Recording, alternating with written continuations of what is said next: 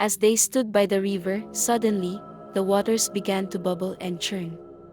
From the depths of the river, a beautiful woman with flowing hair and eyes as bright as the stars rose up.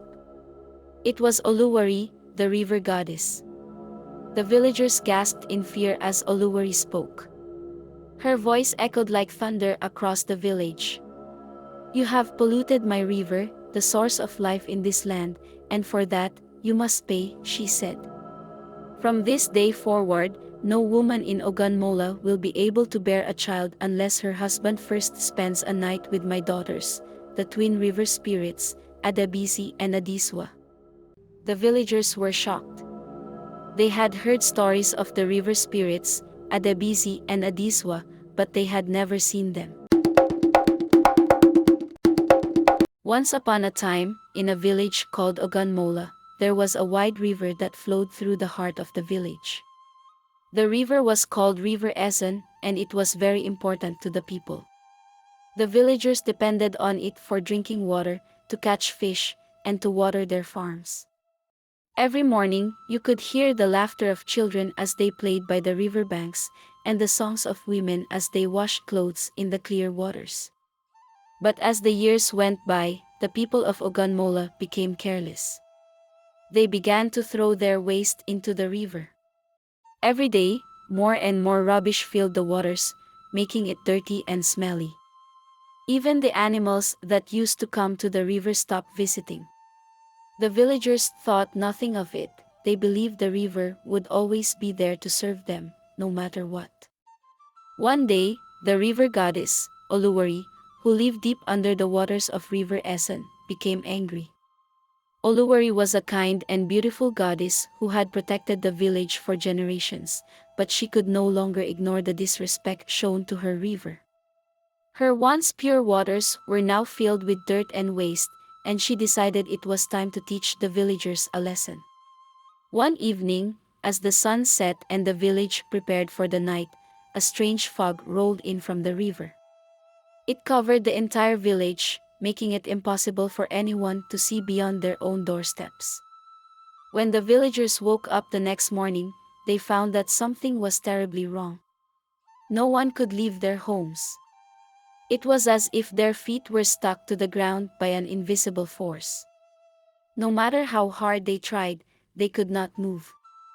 Fear and confusion spread through the village. The people cried out for help, but no one had any answers. The village elder, Baba Ifuleo, gathered everyone together and asked them to remain calm. As they stood by the river, suddenly, the waters began to bubble and churn. From the depths of the river, a beautiful woman with flowing hair and eyes as bright as the stars rose up. It was Oluwari, the river goddess. The villagers gasped in fear as Oluwari spoke. Her voice echoed like thunder across the village. "You have polluted my river, the source of life in this land, and for that, you must pay," she said. "From this day forward, no woman in Oganmola will be able to bear a child unless her husband first spends a night with my daughters, the twin river spirits, Adabisi and Adiswa." The villagers were shocked. They had heard stories of the river spirits, Adabisi and Adiswa, but they had never seen them. The twins were said to be as beautiful as their mother, with long black hair and shimmering skin that glowed in the moonlight. Some said that their voices were so sweet, they could make the strongest man forget his own name. But no one had ever imagined they would have to meet them like this. For a while, the men of the village refused to visit the twin river spirits.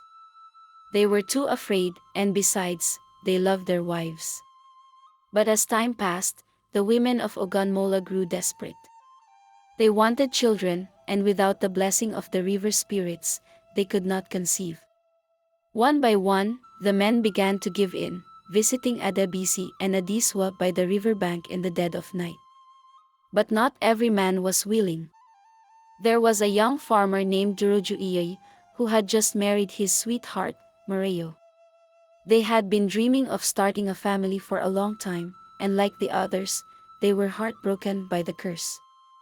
Mareo wanted to have a child, but Durojuiyu refused to go to the river spirits. "I love you, Mario," he said to his wife one evening.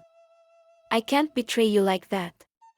There must be another way to lift this curse." Mario, though sad, respected her husband's decision. But the villagers were not so kind. They whispered behind their backs, calling Durojuiyu stubborn and selfish. "Why won't you do what every other man is doing? Do you not want to have children?" they would ask him. But Durojuiyu stood firm. As time went on, Durojuiyu's friends, one after the other, welcomed new babies into their homes. The village came alive with the cries of newborns, and the women sang joyful songs again. But Durojuiyu and Mario's house remained quiet, and the couple grew more and more isolated. One night, when the moon was full and the river shimmered under its light, Durojuiyu made a decision. He would go to the river, not to meet the twin spirits, but to beg the goddess Oluwari for forgiveness. He could not betray his wife, but he also could not watch her suffer any longer. With a heavy heart, Durojuiyu left his house while Mario slept. He walked to the river bank and knelt at the water's edge. The night was silent, except for the gentle flow of the river. As he prayed, the water began to ripple, and a soft, melodious voice called out to him.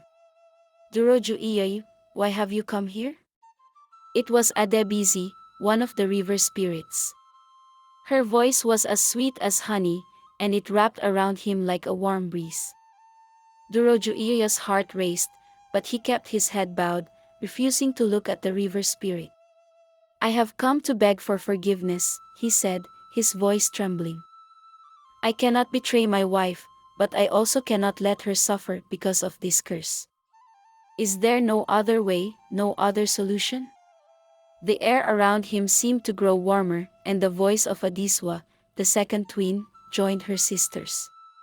"Forgiveness? Our mother, the great Oluwari, does not give forgiveness so easily.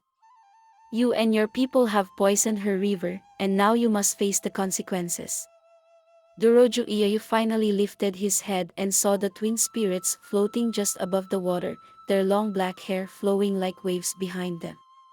Their skin shimmered in the moonlight, just as the stories had described, and their eyes glowed like two stars in the dark night. They were both beautiful and terrifying. "I know we have wronged your mother, and we are sorry," Durojuiyu said, his voice firm but respectful.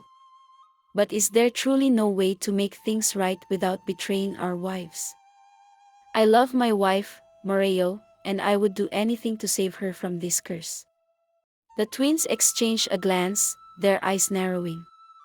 For a moment, there was silence, except for the soft lapping of the river against the shore.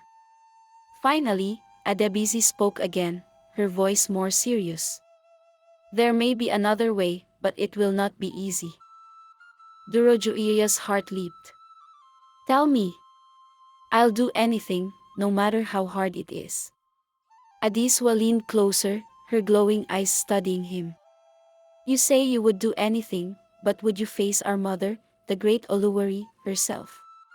To beg her for mercy directly is to risk everything." Durojuiyu swallowed hard. The idea of facing the sea goddess, who was known for her fierce anger, filled him with fear. But when he thought of Mario and how much she longed for a child, his fear melted away. He stood tall and nodded. "I will face her. Tell me where I can find her." Adebisi and Adiswa smiled, their sharp teeth glinting in the moonlight. "Very well," Adiswa said. "But be warned, our mother will not show you kindness easily. If you fail, you will not return." Durojuiyu's hands trembled, but he refused to back down. "I will do it," he said. "Just tell me what I must do." Adebisi flicked her long hair behind her shoulder and pointed to the far end of the river, where the waters disappeared into the dense forest. "You must travel to the source of the river, where our mother dwells in the deepest waters. Only there can you plead your case. But you must go alone and make your journey before the next full moon. If you fail to reach her in time, the curse will remain, and you will never have children with your wife. Durojuie felt a chill run down his spine, but he nodded. I understand, he said. I will go. Thank you for this chance. The twin river spirits gave him one last mysterious smile before sinking back into the water, disappearing beneath the rippling surface.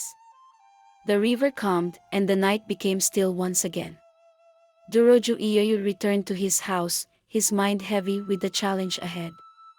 He did not wake Moreo, but he stood by her bedside for a long time, watching her sleep. Tomorrow, he thought. Tomorrow, I will begin the journey to the source of River Essen and find Oluwari. As the first light of dawn crept into the sky, Duroju packed a small bag with food and water. He kissed Mario's forehead gently, careful not to wake her, and left a note explaining where he had gone. Then, without looking back, he set out for the distant source of the river. The journey would be long and dangerous, but Durojuia's heart was filled with determination.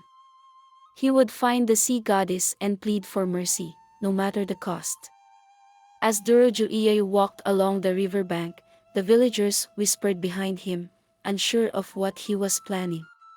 They had heard stories of men who had disappeared trying to seek the favor of the river goddess, never to be seen again. But Durojuia paid them no mind. His thoughts were only of Mario and the hope of breaking the curse. He followed the river as it twisted through the forest, deeper and deeper into the unknown. The further he went, the more wild and untamed the land became. Strange animals called out from the trees, and the shadows seemed to dance along the path. But Durojuie pressed on, his eyes fixed on the distant horizon where the source of the river awaited.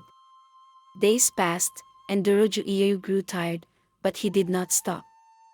His food was running low, and the nights were cold, but his heart burned with determination. Just as the full moon began to rise again, Durojuie saw something in the distance, something shimmering and bright. It was the source of the river, a sparkling pool surrounded by towering trees and flowers that glowed with an otherworldly light. Durojuie approached slowly, his heart pounding. He knew that beyond this pool, in the deepest part of the water, the sea goddess Oluwari waited for him. He knelt by the edge of the pool, took a deep breath, and called out into the water. Oluwari, I have come to beg for your mercy. The water began to swirl, and a great figure began to rise from the depths. As Durojuie knelt by the edge of the pool, the water started bubbling furiously.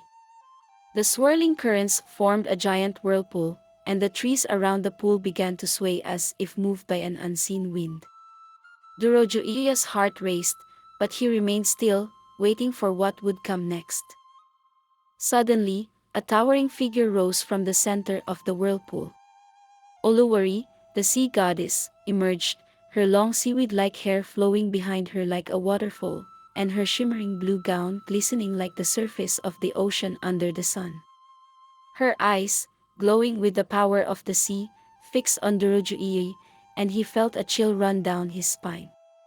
She was beautiful, but her beauty carried the weight of a storm, wild and untamable. You dare come to my sacred pool? Oluwari's voice echoed across the forest, deep and powerful like the crashing waves. Do you not fear the wrath of the river, mortal? Durojuia's legs trembled, but he forced himself to stand tall. Great goddess Oluwari, he began, bowing his head in respect. I have come to beg for your mercy, not for myself, but for my village, for my wife. I know we have disrespected your river, and I have come to ask for forgiveness. Oluwari's eyes narrowed, her gaze piercing through him. Forgiveness, she said, her voice cold. Your people have poisoned my river with their filth, and now you ask for forgiveness as if it were something to be handed out easily? Durojuie swallowed hard, feeling the weight of her words. I know we were wrong, and I do not expect you to forgive us lightly, he said. But I cannot betray my wife by visiting your daughters. Please, is there no other way to lift the curse? Oluwari's eyes flared with anger. My daughters have shown mercy by allowing the men of your village to seek their favor and continue your bloodline. Yet you, stubborn man, refuse to honor that. And now you dare ask for another way? Durojuir dropped to his knees, his head bowed low. Great Oluwari, I do not seek to avoid my duty. I only wish to honor my love for my wife, Moreo.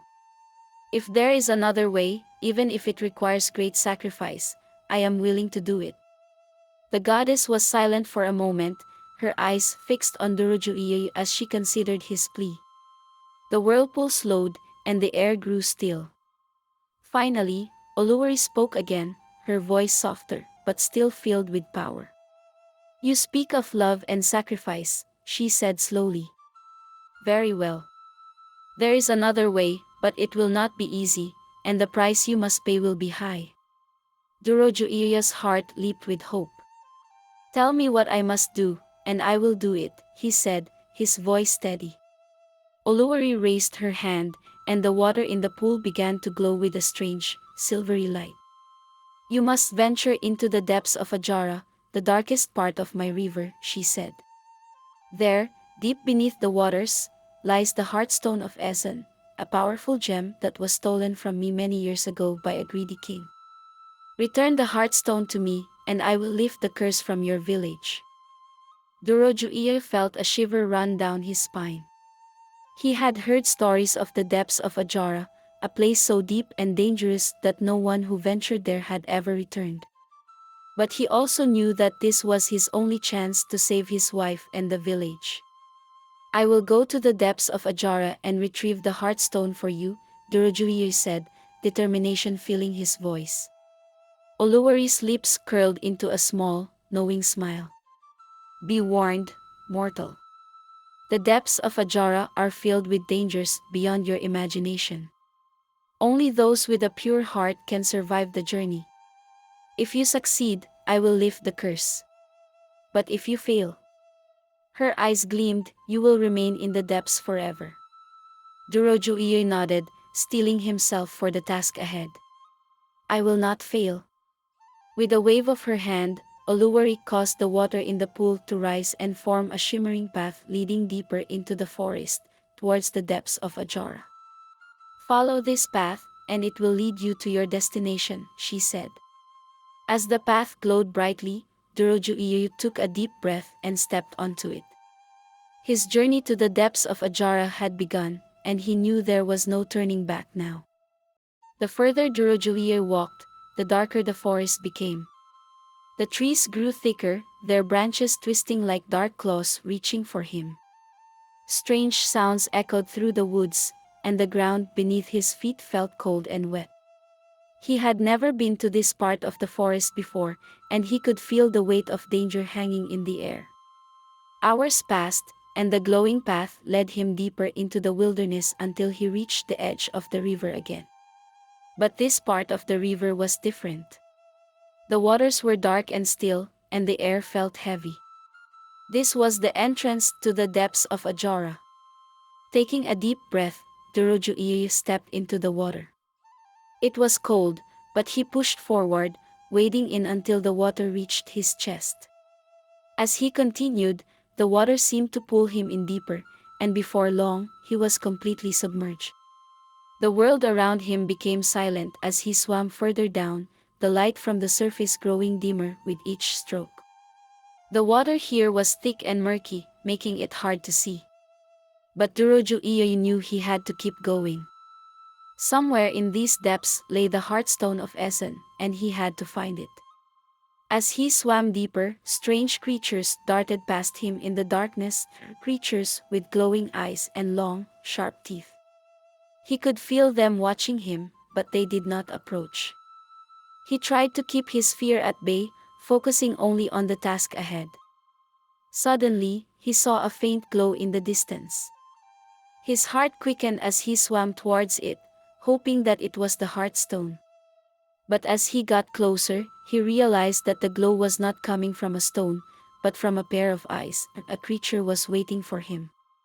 Durojuir's heart pounded as the glowing eyes drew closer, revealing the form of a massive creature with a long, eel-like body and sharp, jagged teeth. Its scales shimmered in the murky water, reflecting the dim light from the depths. This was no ordinary creature, it was a guardian of the depths, placed there by Oluwari herself to protect the Heartstone of Essen. For a moment, fear gripped Dorojuiye, but he forced himself to stay calm. He remembered Oluwari's words, only those with a pure heart can survive the journey. He took a deep breath, calming his mind, and swam forward with purpose. The creature watched him closely, its eyes glowing brighter as Dorojuiye drew near. I have come for the Heartstone, Dorojuiye said, his voice firm despite the water around him. Not for myself, but to save my village from the curse that has plagued us. The creature's glowing eyes studied him for a long, silent moment. It seemed to sense the truth in his words, the purity of his intentions. Slowly, the creature moved aside, revealing a small cave in the depths of the river. Inside, nestled on a bed of shimmering sand, lay the Heartstone of Essen, glowing with a soft, warm light. Dorojuiye swam towards the cave, his heart lifting with hope. He carefully reached for the stone, feeling its warmth spread through his fingers as he grasped it. It was surprisingly light, and as he held it close to his chest, a sense of peace washed over him. He had done it. He had found the Heartstone. As he turned to leave, the creature watched him quietly, as though respecting his courage and honesty. Dorojuiye nodded in gratitude and began his ascent, swimming upwards through the dark waters towards the surface. The journey back to the village felt shorter, as if the river itself was guiding him. When he finally broke through the surface of the water, the sun was just rising, casting golden rays over the land. Dorojuiye climbed out of the river, holding the Heartstone in his hands, and made his way back to Ogunmola. As he approached the village, the people gathered around him, their eyes wide with amazement. Baba Ifuleo, the village elder, stepped forward, his eyes filled with wonder. Dorojuiye, he said, his voice trembling, you have returned. Did you succeed? Dorojuiye held up the Heartstone, its light shining brightly in the morning sun. I did. The goddess Oluwari told me that by returning this to her, the curse will be lifted. The villagers erupted into cheers, their hearts filled with joy and relief. But Dorojuiye wasn't finished yet. He knew he still had to return the Heartstone to Oluwari herself. With the villagers following behind him, Dorojuiye walked to the edge of the river and called out to the goddess. The waters began to swirl once again, and Oluwari rose from the depths, her eyes glowing with approval as she saw the Heartstone in Dorojuiye's hands.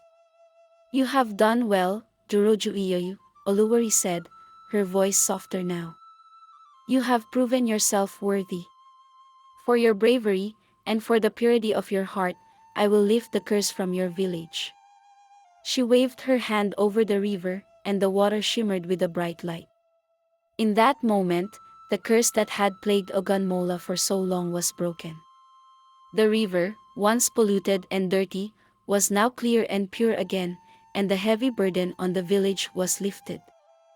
As Oluwari began to descend back into the water, she paused and looked at Dorojuiye. Remember, mortal, that the river is life. Respect it, care for it, and it will care for you. But should you ever forget this lesson, the curse will return, and there will be no second chance. With that, she vanished into the river, leaving behind peace and harmony. The villagers celebrated, thanking Dorojuiye for his courage and sacrifice. But for Dorojuiye, the greatest reward was seeing his wife, Moreo, smiling with joy and relief. The curse had been lifted, and now they could finally begin their family, free from the shadow that had hung over them for so long. Moral lessons.